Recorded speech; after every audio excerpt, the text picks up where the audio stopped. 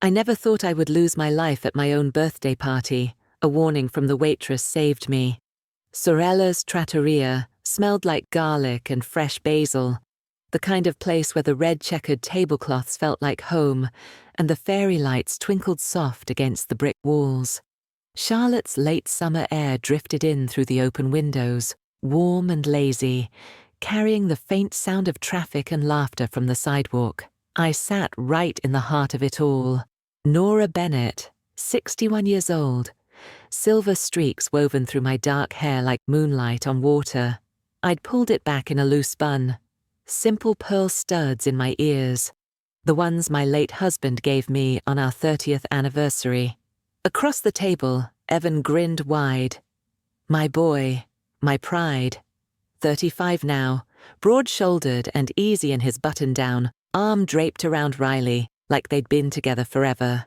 "Mum, you earned this," he said, lifting his wine glass, eyes crinkling just like his dad's used to.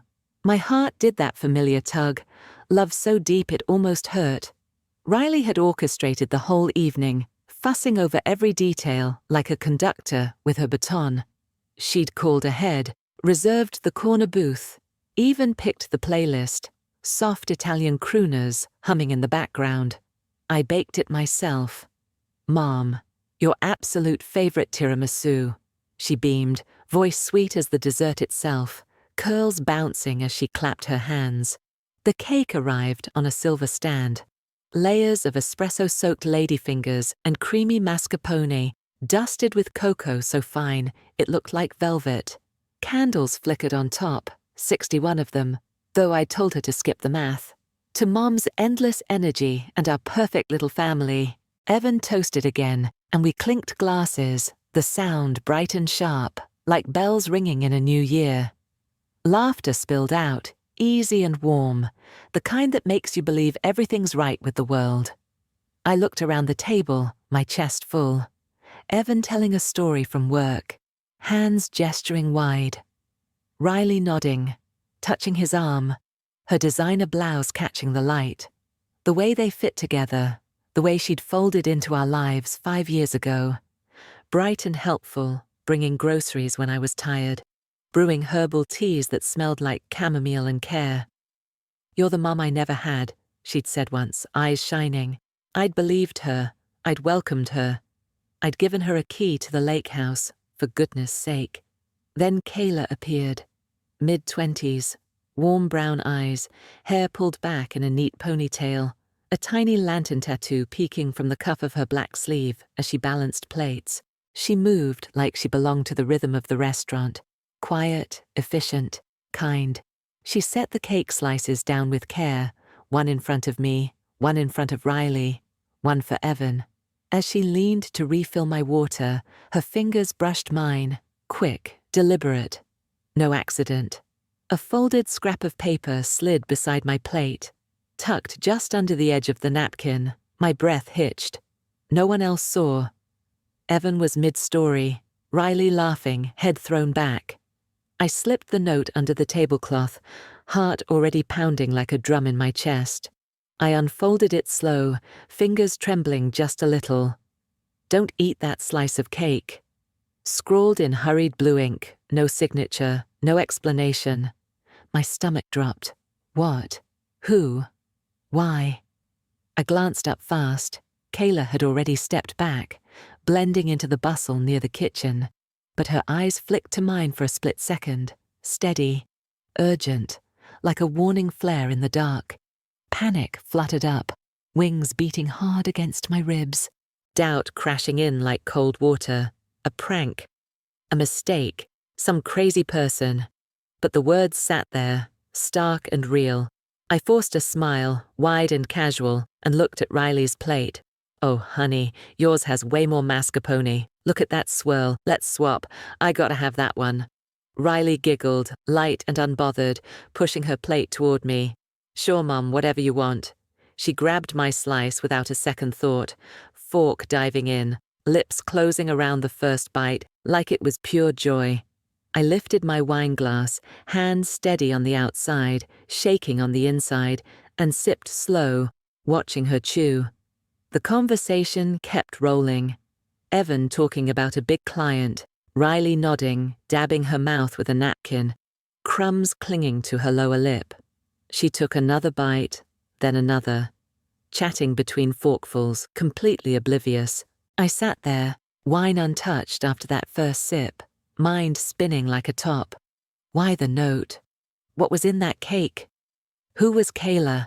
My pulse thrummed in my ears, loud as the music, and then it crept in, quiet but sharp, like a splinter under skin. Those odd dizzy spells I'd had lately. After Riley's special herbal teas, the ones she brought over in pretty tins, saying, "This'll help you relax, Mom. You work too hard." I'd drink, grateful, and then the room would tilt. Words would slip away, names fogging like breath on glass. I'd blamed age, stress, long days showing houses, closing deals. But now it felt different. Secrets buried in sweetness, waiting to rise. A chill settled in my bones, even under the warm lights. I glanced at the cake again, my untouched slice now in front of Riley, her fork scraping the plate clean.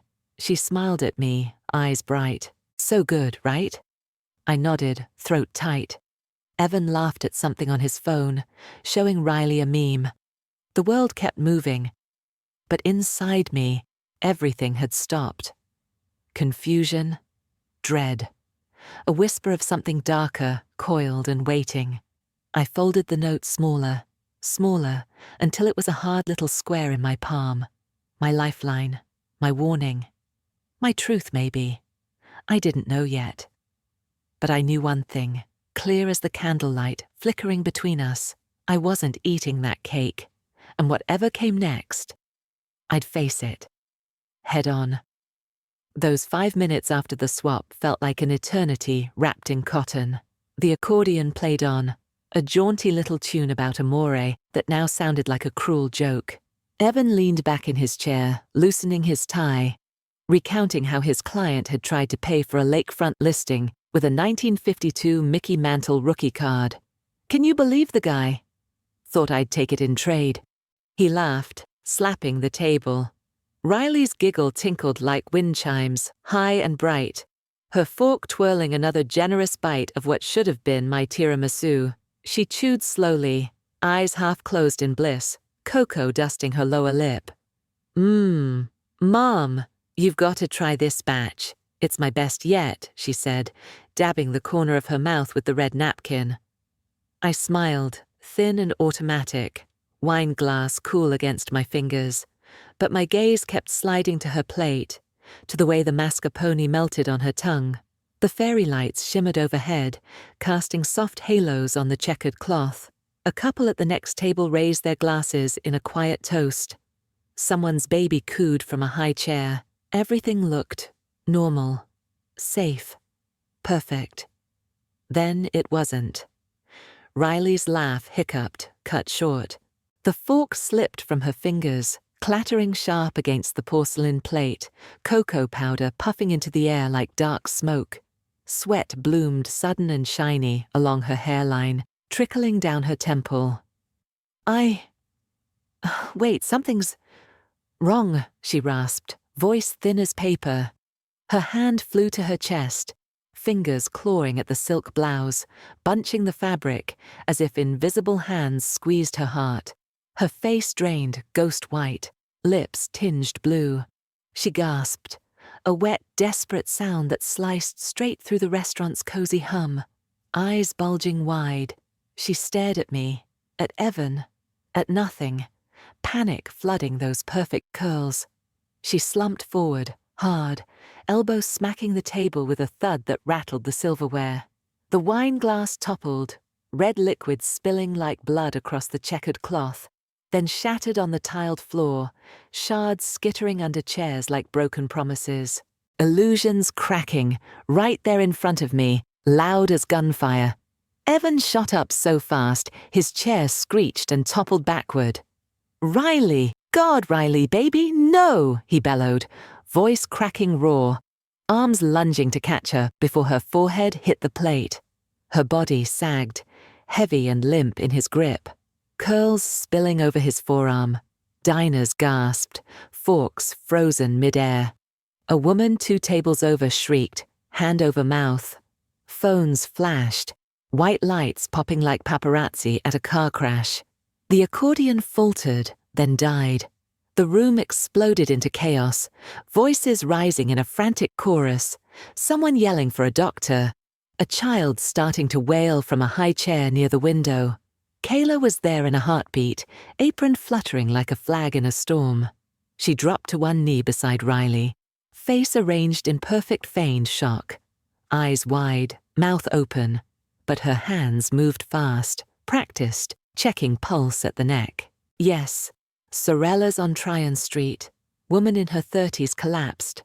Possible poisoning, breathing shallow. Hurry! She barked into her phone, voice steady as steel. Then she leaned close to me, breath warm against my ear, whisper cutting through the sirens already wailing outside. I knew something was off with her. Trust me, Nora. Stay sharp. Her fingers brushed my wrist, quick, grounding. Then she was back in character, waving over a busboy for space. Sirens screamed closer, red and blue lights strobing through the plate glass windows, painting the walls in frantic pulses. The front door banged open. Paramedics burst in, boots thudding heavy on the tile, equipment bags clanking. They shoved tables aside, wood scraping, glasses tipping. Clear the area. Move back. Airway, now. The lead medic shouted, kneeling beside Riley. They tilted her head, shone a light in her eyes, slapped an oxygen mask over her face, fogging instantly with her shallow, ragged breaths. Evan hovered, tears carving shiny tracks down his cheeks, hands shaking as he reached for her. Please, she's my wife. She was fine. Do something, please. Don't let her. His voice broke into sobs, raw and guttural. They lifted her onto the gurney, straps snapping tight across her chest, wheels rattling as they rolled her out. I stood, legs like wood, but inside trembling, a hurricane behind my ribs. I slipped the note deep into my skirt pocket, fingers closing around it like a talisman, the paper crinkling soft against my thigh. My perfect family dinner. Candles still flickering on the abandoned cake. Now a crime scene of betrayal's sting, cocoa dust and shattered glass glittering under the fairy lights. Outside the night air hit sharp and cool, sirens slicing the quiet street. I followed the stretcher to the ambulance, Evan climbing in beside her, clutching her hand, knuckles white. I'm here, baby. I'm right here. You're gonna be okay. Just hold on. He kept repeating, voice breaking on every word. The doors slammed shut, red lights swirling, and we tore toward Presbyterian Hospital, tires screeching around corners. The ER was fluorescent chaos, harsh lights buzzing overhead, beeps and shouts, and the sharp sting of antiseptic in my nose. Curtains yanked shut around Riley's bay, doctors swarming like bees, white coats flapping.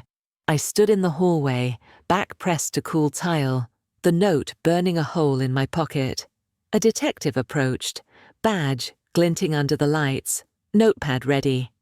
I pulled the scrap out, hands steady now, voice calm despite the hurricane in my eyes.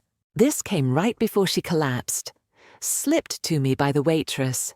Evan paced the linoleum like a caged animal, shoes squeaking, fists clenched. This can't be happening, Mum. Riley loves you, like her own mum. She'd never hurt you. She baked the damn cake for you. He rubbed his face hard, knuckles dragging over stubble, eyes red-rimmed and wild. His words hung there, heavy, desperate, pleading. I wanted to believe him. God, I did. My boy. My heart. But the note. The swap. The dizzy spells that came after every special tea. Inner turmoil churned, hot and cold, a whirlpool sucking me down. Doubt clawed at my gut, sharp as the broken glass back at the restaurant. But I clung to that scrap of paper, curiosity igniting like a match struck in the dark. What had Riley hidden? What else was coming? And why did Kayla know? The ER hallway was a tunnel of harsh white light and echoing squeaks from rubber-soled shoes. The bleach smell stung my nose. Mixed with burnt vending machine coffee, someone had spilled and never wiped. I stood outside Riley's curtained bay, arms crossed tight to keep the shaking inside. A doctor finally pushed through, coat wrinkled, stethoscope swinging like a pendulum. He flipped the chart, eyes scanning numbers. "Mrs. Bennett, your daughter-in-law, is stable for now." Tox screen came back hot. Beta blockers and digoxin, sky-high doses. These aren't party drugs. They accumulate quiet, week after week, month after month. Add caffeine or cocoa as a trigger. Boom. Heart arrhythmia, collapse. Someone planned this. He snapped the chart shut, the sound sharp as a judge's gavel. I felt the floor tilt, even though it didn't. A flashback slammed into me, right there under the buzzing fluorescence. Riley at my kitchen island, late spring. Sunlight slanting golden through the blinds. She wore that pale pink cardigan, sleeves pushed up, humming as she unpacked a pretty tin. "Brought you a fresh blend, Mom. Chamomile, lavender, a touch of valerian. You've been so tense, this'll help you sleep like a baby." She spooned honey slow, deliberate, the golden swirl catching the light. I'd smiled, tired from a 12-hour day of open houses, and sipped. Warm, floral, comforting. Then the room would soften at the edges, colors bleeding, my tongue thick. I'd wake the next morning with a head full of cotton, keys missing, calendar pages blank. "Just age catching up, huh?" I'd joke, rubbing my temples. Riley would pat my hand, eyes soft, voice syrupy. "Happens to everyone, Mom. Let me handle the bills this month." Caring. Always caring. Suspicion sank its teeth now, cold and relentless. I found Evan in the vending alcove, forehead pressed to the humming machine, shoulders heaving. I touched his sleeve, gentle. "Son," the note.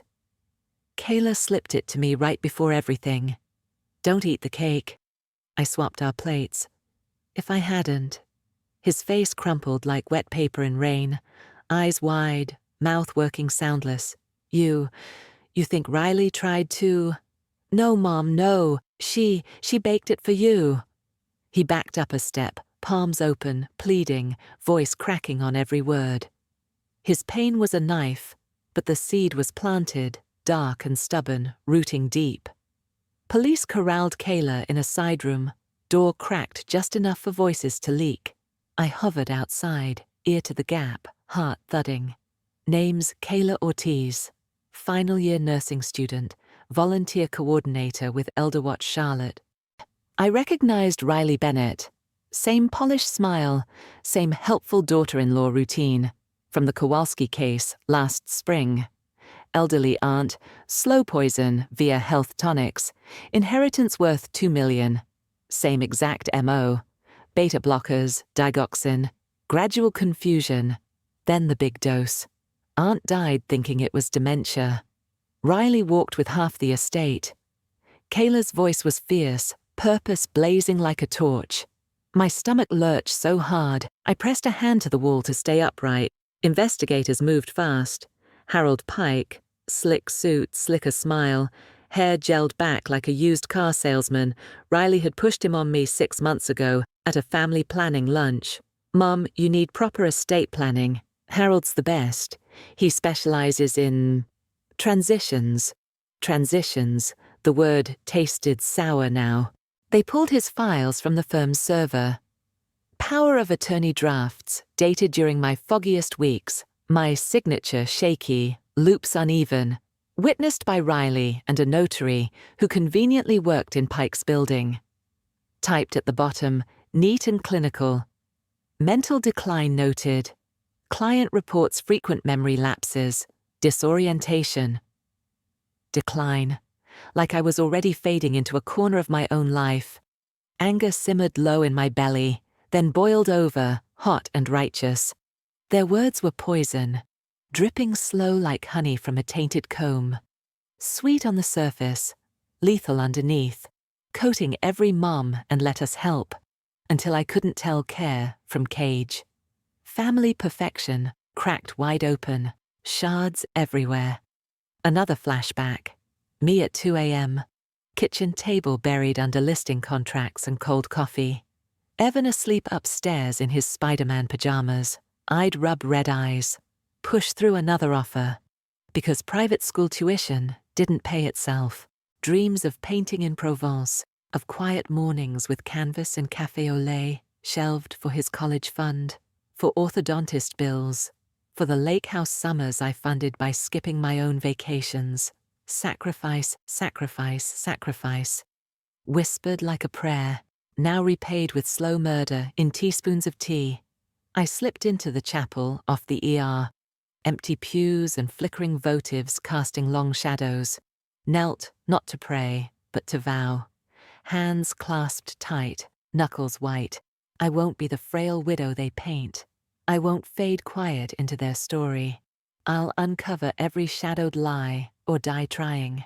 The candle flames danced, steady, unblinking. My reflection in the polished wood of the pew looked back. Older, yes, but eyes sharp, jaw set. The storm inside had a name now, and it was mine to ride. The drive home from the hospital felt like wading through fog. My hands gripped the steering wheel of the old Lexus, paid off in 2008, still purring like new, and the streetlights blurred into streaks of gold.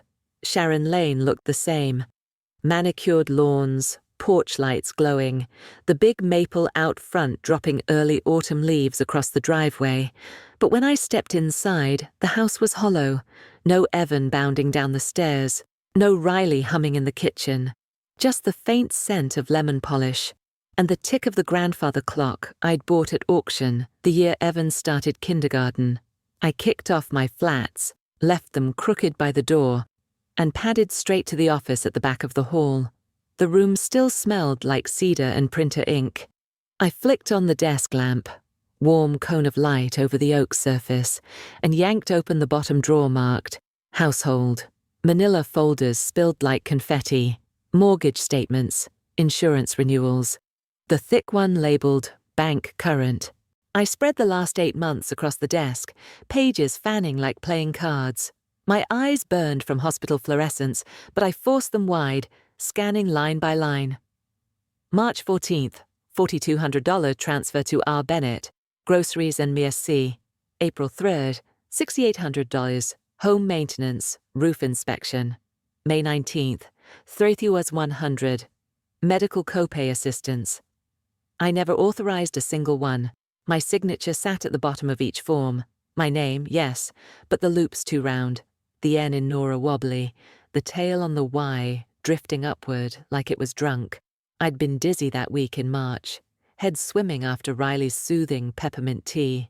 She'd sat right in this chair, pen poised, voice honey smooth. Just sign, Mum. I'll scan and file. You rest. I had, without reading, without question. I grabbed my phone, thumbs flying over cracked glass. Kayla picked up on the second ring, background noise of late-night traffic. Gaslighting 101, Nora. Classic move, plant doubt, then help.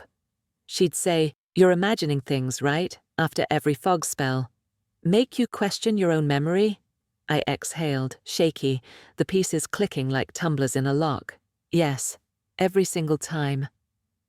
"Mum, you're tired. Mum, you misheard. Mum, let me handle it." At the hospital the next morning, Evan stormed Riley's recovery room. I hovered outside, ear pressed to the crack in the door, heart thudding against ribs. "Bad cake from the bakery?" Riley, the talk screen, says to Goxin, "Explain that." His voice cracked like thin ice, raw and furious. Riley's reply floated out. Weak, syrupy, the perfect invalid. "Evan, baby, I don't know, maybe cross-contamination. The cocoa. I feel awful, truly." I pictured her eyes darting, lashes fluttering, fingers twisting the hospital blanket. Innocence weaponized. Police moved faster than I expected. A detective, Detective Ruiz, badge glinting under the hallway lights, called at dawn while I brewed coffee I couldn't taste. Pills traced to a pharmacy in Pineville. Prescription in your name, Mrs. Bennett. Heart health maintenance. Filled monthly since February. Never picked up by you. Forged signature matches the power of attorney drafts. We're bringing in the pharmacist now. My blood turned to ice water, slushing through veins. By 9:17 a.m., local news pinged my phone. Attorney Harold Pike taken into custody after raid on Pike & Associates. I watched on mute. Officers in windbreakers, boxing files. Pike in cuffs, tie askew. Hair gel failing under stress. By noon, Ruiz called again. Emails, Mrs. Bennett. Pike to Riley, March 22. Fees post-incapacity declaration, 50K bonus once POA is active. Sent the day you forgot your safe code and let her help reset it. Another from April. Accelerate decline narrative, schedule psych eval next week. Network. The word tasted like rust in my mouth. A ring. 3 attorneys, 2 caregivers, 5 widows across the Carolinas. Same playbook. Beta blockers and digoxin to mimic senility, forged medical notes, power of attorney grabs, then quiet transfers before the victim even knew they were gone. My name sat bold on their spreadsheet, flagged, high value, Lake House Plus, offshore potential. I opened the hidden drawer under the false bottom of my jewelry box, velvet lining, a tiny key taped inside my wedding album.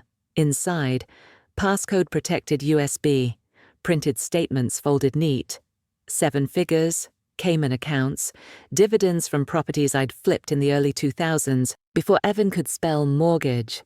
I'd never told a soul, not my late husband, not Evan, certainly not Riley, my ace, untouchable. Inner resolve hardened like steel in fire. I whispered it to the empty room, voice low, steady. Sacrifice built this life, greed won't steal it.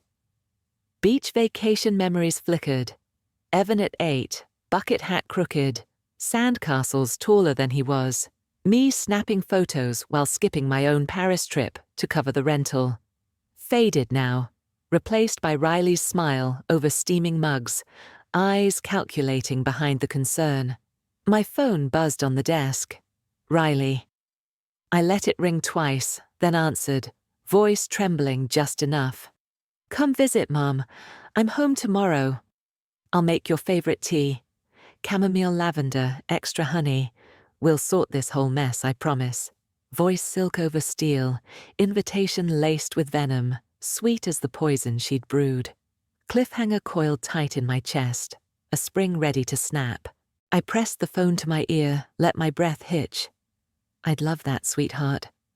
I'm feeling so scattered lately. Maybe you're right. Maybe I do need help remembering things. A pause, her smile audible. Time to turn the tables. I'd play weak, draw out the venom, and watch it strike the wrong throat.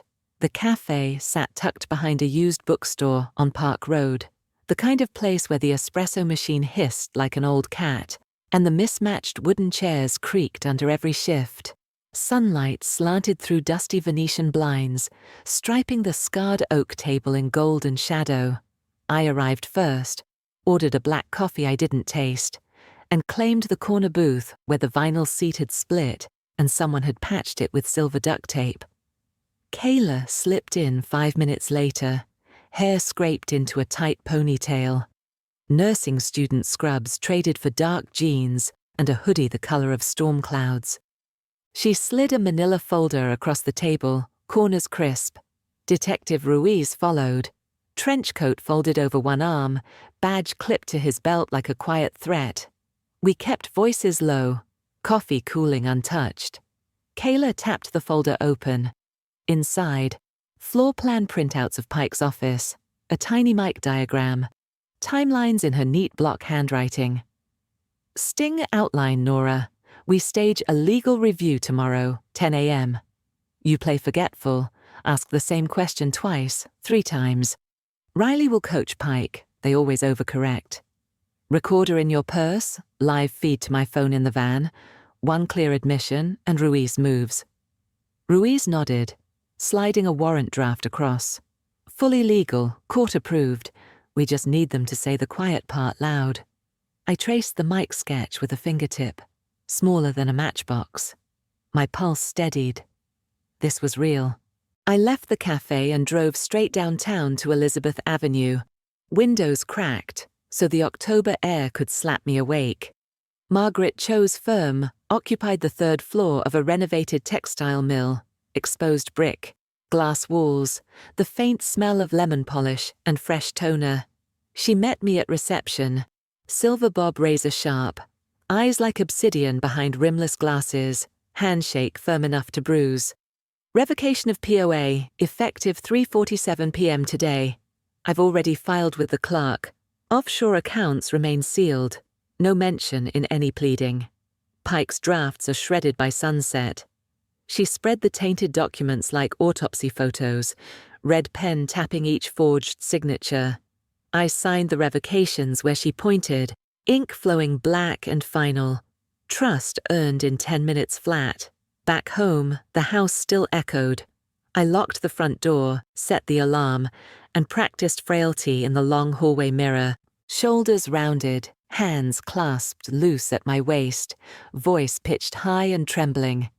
Darling, let's finalize those papers with Harold. I'm feeling so scattered, I can barely remember my own zip code. The recorder, sleek black, no bigger than a tube of lipstick, nestled in the inner zip pocket of my everyday purse. I tested it twice. Red light blinked once, steady, then vanished. My reflection stared back, eyes soft, mouth quivering, mind like a sharpened blade behind the mask. Kayla texted intel at dusk. Photos attached. Kowalski victim, Mrs. Eleanor K., 78. Dizziness from laced lemon bars, 3 months straight. Lab found digoxin dust in the sugar bowl. Same pill fragments we pulled from your cake. Pattern confirmed. I closed my eyes, saw Riley at my kitchen island, dusting cocoa over tiramisu with that same casual wrist flick, humming, "You Are My Sunshine," under her breath. Evan arrived after his evening shift. Tie loosened, eyes bloodshot from crying in the hospital parking deck. He sank onto the living room couch, elbows on knees, head in hands. I sat beside him, close enough to smell his cologne mixed with antiseptic. "Son, I need you to hear the plan. No heroics, no storming in. Just listen." He looked up, face crumpled, loyal to the marrow. "Mom, if this is true, if she really, I'll stand by you. Whatever it takes. I swear." His voice cracked on the last word. I squeezed his hand, felt the tremor in his fingers. We spread the blueprint on the kitchen island under the pendant lights. Pike's office, reception, conference room, private hallway to the server closet. Kayla marked entry points in red. You arrive early 9:45. I'm in the Sprinter van across the street, audio live. Ruiz has 2 uniforms on standby. You bait with service fees, ask 3 times, different wording. Riley will over-explain. Pike will panic. I traced the path with a fingertip. Memorized exits, memorized lies. Confidence surged in short, electric pulses. I'm ready. No more victim. Justice calls. I repeated it like a heartbeat. That night I dreamed of Tom, my late husband, standing on the old lake house dock at sunrise. Water lapped gentle against the pilings. His flannel shirt smelled of coffee and pine. He cupped my face, thumbs brushing my cheeks, voice soft as the mist. Protect what we built, love. Shine the light. Don't let them dim it. I woke before dawn, heart steady, the vow etched in fire across my ribs. I stood at the bedroom window, city lights fading below like dying embers. The recorder lay charging on the dresser, red light pulsing once every 3 seconds. Tone shifted decisive, voice low in the quiet room. They see age as weakness. I'll show its wisdom forged in fire. I slipped the device into my purse, zipped it shut. Tomorrow, the trap springs. Tomorrow, the venom strikes the wrong throat. Pike's office loomed like a fortress of deceit. Sleek glass walls reflecting the cold Charlotte skyline. Chrome accents glinting under recessed lights like sharpened knives. The faint cloying scent of eucalyptus from a desktop diffuser masking something rotten beneath. My heart thundered as I arrived at 9:42, clutching my purse like a shield, the recorder humming silently against the satin lining, its tiny red light a secret pulse of vengeance. Margaret Cho's text had buzzed at dawn. Revocations filed, offshore accounts locked tight, unbreakable. I sank into the leather guest chair in the lobby, rounding my shoulders, practicing the quiver in my lower lip, the distant stare of a woman unraveling. But inside, fire. Pure, raging fire. Harold Pike strode in at 9:58, suit navy and tailored to perfection, smile plastic and predatory, like a shark sensing blood. "Nora, so good to see you up and about. Riley's on her way. Traffic's a nightmare, you know how it is." His handshake was slick, too firm, eyes darting to my trembling fingers as if assessing his prey. Riley swept through the doors at 9:59, poised like a queen in exile, cream blazer crisp over a silk blouse, curls glossy and bouncing with false cheer. She hugged me tight, arms wrapping like vines, her perfume assaulting my senses, sweet, overpowering, nauseating. "Oh, Mom, you look so tired, so fragile. Let's get this done quick, before you wear yourself out." The embrace chilled like a blast of winter wind down my spine. I let my arms hang limp, playing the broken widow, but her touch ignited fury, a storm brewing in my chest. We moved to the conference room, a long glass table reflecting our distorted faces, floor-to-ceiling windows, framing the indifferent city below. The recorder captured every breath, every rustle. Conversation flowed scripted, rehearsed, their voices smooth as oil. Pike shuffled papers, Riley perched beside me, hand on my arm like ownership. I started soft, voice quavering. "Harold, about that email on payments. Clarify for my foggy head, I can't seem to remember." Pike cleared his throat, a nervous rumble, papers whispering betrayal. "Standard service fees, Mrs. Bennett, nothing to worry your pretty head about." I cut in, amplifying the tremor, leaning forward as if desperate. "But it mentioned a bonus, after incapacity. What does that mean exactly?" Riley leaned in, smile cracking at the edges, her fingers tightening on my sleeve. "Mom, that's just boring legal jargon.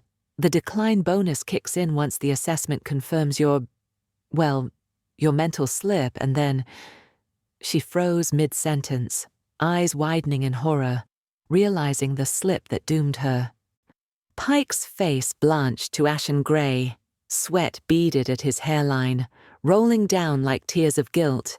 His fingers fumbled the knot of his tie, loosening it frantically, as if it choked the life from him, his breath coming in short, ragged gasps.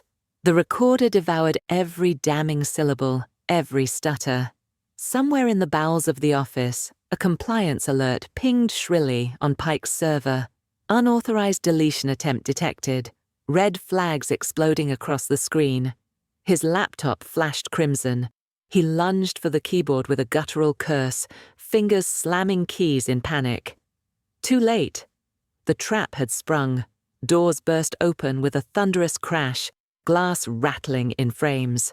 Ruiz and a swarm of uniforms flooded in, boots pounding like war drums, shouts echoing off the walls. "Hands up! Freeze! Step away from the computer now!" Pike recoiled, chair toppling with a clatter, face twisted in terror. Riley bolted like a cornered animal, heels clacking wildly down the marble hall toward the garage stairwell, skirt hiking up in her frantic sprint. I followed at a measured shuffle, heart slamming against ribs, the recorder still whirring, capturing her desperate flight. In the dim parking garage, fluorescent tubes buzzed overhead like angry hornets, casting sickly shadows across concrete pillars. Riley's heel caught on a grate. She stumbled, purse flying open, contents spilling in a chaotic cascade. A passport in her maiden name, pages fluttering like confessions, empty gel capsules rattling like bones across the oil-stained floor, a cake knife smeared with cocoa residue and telltale white powder, glinting under the lights like evidence from a nightmare. She dropped to her knees, scrambling wildly, nails scraping concrete. No, this isn't what it looks like. Please, Evan, Mom, somebody. Oak's cuffs clicked cold and final around her wrists, metal biting skin. The facade shattered like fragile glass. Mascara streaking black rivers down her cheeks, sobs wrenching from her chest in guttural heaves, desperate denials spilling like vomit. I didn't mean to hurt anyone. It was supposed to be gradual, natural, painless. Please, you have to understand. Under the harsh interrogation lights later, pressure mounted like a vice. Ruiz's questions relentless, evidence stacked like a pyre. She broke, admitting the network in a flood of tears. 5 elders across 3 states. Natural declines, engineered with pills and lies for quick, clean estate grabs. Millions siphoned into hidden accounts. I stood over her in the holding room, separated by glass that couldn't contain my rage, voice calm steel forged in betrayal's furnace. You ate your own cake, Riley. Poison meant for me, swallowed by your insatiable greed. How does it taste now? She crumpled, head bowing, a defeated puppet. Liberation flooded hot and sudden, a tidal wave crashing through every vein, washing away years of doubt and fog. No longer chained by their insidious lies, I'm free, unbroken, reborn in the ashes of their scheme. Pike was charged with fraud, conspiracy, elder abuse, his empire crumbling in handcuffs. Riley pleaded guilty in a courtroom spectacle, voice trembling as she exposed the ring's web. Names, banks, fake pharmacies, a map of malice stretching like poison veins across the map. Justice snapped shut like the cuffs that had started it all. Thunderous and final, the courtroom erupting in gasps as the gavel fell. The trust documents arrived in a slim black folder. Margaret Cho's gold seal gleaming like a promise etched in sunlight. I carried them to the sun-drenched study of the new cottage, the air thick with the scent of fresh paint and possibility. The room overlooked the garden, rosemary bushes swaying, late-blooming roses unfurling in defiant pinks and golds. I spread the papers across the oak desk, pen poised. Assets locked tight. Offshore accounts, lake house deed, investment portfolios, all shielded behind layers of ironclad clauses and biometric triggers. No more cracks for greed to seep through. I signed on the dotted line with a flourish, ink flowing black and final. Evan sat across the table, his chair angled toward the window, eyes clearer after 6 months of twice-weekly therapy. His voice, when he spoke, was steady, stripped of the fog that once clouded us. Mom, I'm sorry I missed every red flag. I was blind. I'll spend every day earning back your trust, I swear it. We talked until the sky bruised purple. Raw, honest. No more tiptoeing around the wreckage. Tears fell, but they were cleansing, not corrosive. The old house on Sharon Lane sold in 8 days to a young family with a golden retriever and dreams of Sunday barbecues. I walked the empty rooms one last time, fingertips trailing the crown molding I'd chosen with Tom the year we thought forever was guaranteed. The echo of my footsteps sounded like goodbye. I locked the door, slipped the key under the mat for the new owners, and never looked back. The cottage waited on a quiet cul-de-sac in Myers Park, white clapboard, wrap-around porch, garden bursting with life. Sunlight poured through every window, washing the hardwood in liquid gold. I hung wind chimes by the back door. Their gentle clink became the heartbeat of fresh starts. Freedom tasted like passport stamps. I flew to Italy first. Florence, where I sketched the Duomo at dawn, then a villa in Tuscany where the air smelled of olive groves and warm bread. I bit into real tiramisu under a pergola heavy with grapes, mascarpone melting on my tongue. No poison, just pure joy. "This is what living feels like," I whispered to the hills. Greece followed. Santorini sunsets bleeding orange into the sea, feta and figs on cliffside patios, laughter echoing over turquoise water. I swam in coves where the water was so clear I could see my own shadow on the sand below. Every unpoisoned bite, every sunrise, tasted like victory reclaimed. Back home, Kayla and Evan helped launch the lantern project from the cottage's sunroom. Windows flung open to let in the scent of jasmine. We printed brochures on thick cream stock, scheduled workshops in libraries, churches, senior centers. The first session filled 20 folding chairs with skeptical faces and trembling hands clutching coffee cups.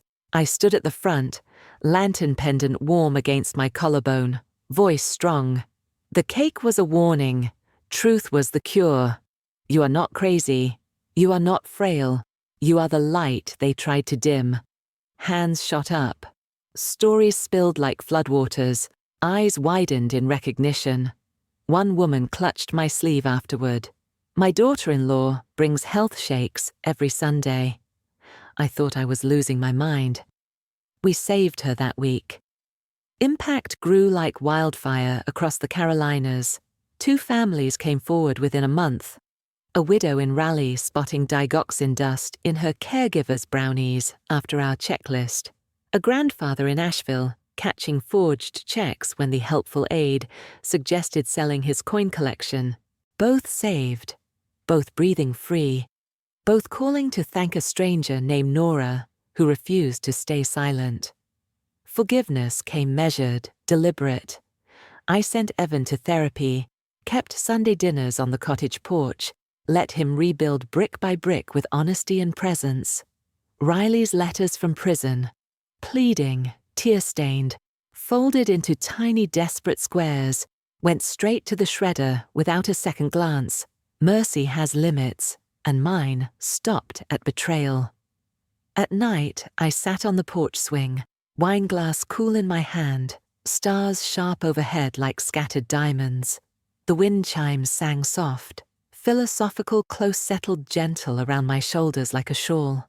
I learned age brings power, not frailty. Love is loyalty, not blood alone. I speak the moral now to every room I enter, intimate as a bedtime story whispered across generations. Guard your light, friends. Family should kindle it, never snuff it out. Hold it high, pass it on, let it burn bright enough to guide the lost home. At 62 I stand taller on library stages, cottage steps, life itself. A survivor turned beacon. The lantern tattoo on Kayla's wrist now matches the one I wear, inked small over my heart, glowing under every spotlight. Light passed forward, never to be dimmed again. Hey beautiful souls, did you like my story? What city are you watching from tonight?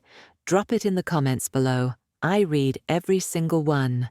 If this journey moved you, support me with a super thanks so I can keep telling stories like this, real, raw, and full of hope.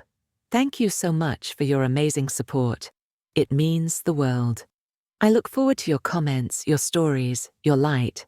On screen right now, you'll see 2 new real-life stories I highly recommend. There are so many more on the channel. Don't forget to subscribe and hit that bell. See you in the next story. With all love and respect.